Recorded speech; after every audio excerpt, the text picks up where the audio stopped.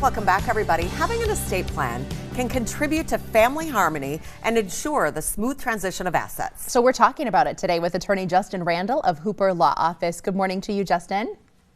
Good morning, guys. So how does the estate plan do those things that we just mentioned when it comes to families and their assets? Yeah, so one of the biggest things we always try to do is help maintain family harmony through this entire process. And having your intent really known before your family's trying to figure all this stuff out can be really important.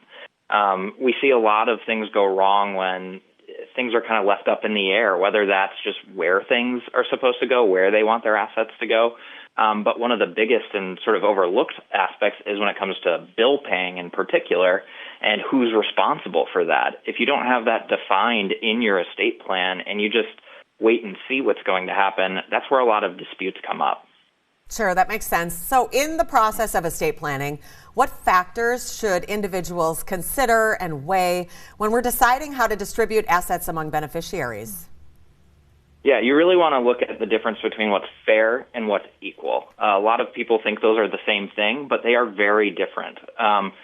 Equal is obviously equal. You're dividing things up equally amongst the number of people you have in your estate plan. But sometimes fair is not equal because one person's maybe contributed more, maybe to a family business, to a family farm, or to help mom and dad out. So you really need to consider not just how many people you're including in your plan, but how is it you want things divided up, and is it really fair, or are you just going off of what's equal? So what role does communication between family members play in this estate plan?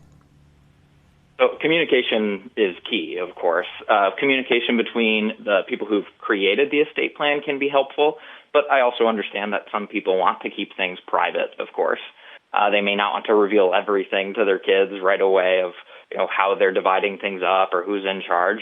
It is important to communicate with the key people in your estate plan, in particular who's going to be the personal representative if you are using a will, or who's going to be the trustee if you're using a trust.